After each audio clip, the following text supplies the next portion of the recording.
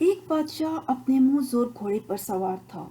گھوڑا کسی وجہ سے بتکا تو بادشاہ سر کے بل زمین پر گر گیا اور اس کی گردن کی ہڈی کے مہرے ہل گئی۔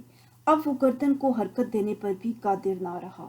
شاہی طبیبوں نے اپنی طرف سے سر توڑ کوششیں کی مگر وہ بادشاہ کا علاج نہ کر سکے۔ ایک دن یونان کا ایک حکیم بادشاہ کے پاس آیا اور اس قدر جان فشانی سے علاج کیا کہ بادشاہ ٹھیک ہو گیا۔ علاج کے بعد وہ حکیم اپنے وطن لوٹ گیا۔ کچھ عرصے بعد وہ دوبارہ بادشاہ کے دربار میں آیا تو سلام کے ارادے سے شاہی دربار میں حاضر ہوا۔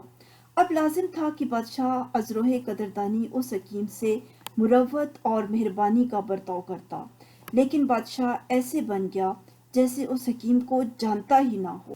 بادشاہ کے اس رویے سے حکیم بہت سخت رنجیدہ ہوا۔ یونانی حکیم بادشاہ کے دربار سے باہر آیا تو اس نے ایک غلام کو پاس بلا کر کہا، میں تمہیں کچھ بیج دیتا ہوں، انہیں بادشاہ کی خدمت میں پیش کرنا اور کہنا کہ یونانی حکیم نے دیے ہیں، انہیں دہکتے ہوئے انگاروں پر ڈال کر ان کی دھونی لی جائے تو بہت فائدہ ہوتا ہے۔ غلام نے وہ بیج بادشاہ کو پیش کر دیے اور ساتھ میں ان کے فوائد سے بھی آگاہ کیا۔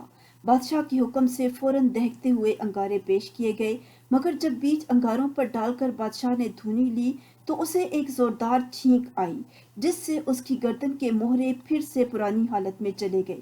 بادشاہ بہت چیخا چلایا، سپاہی دوڑائے کہ حکیم کو گرفتار کر کے لاؤ، باوجود بہت تلاش و بسیار کے اس حکیم کا کچھ پتہ نہ چلا۔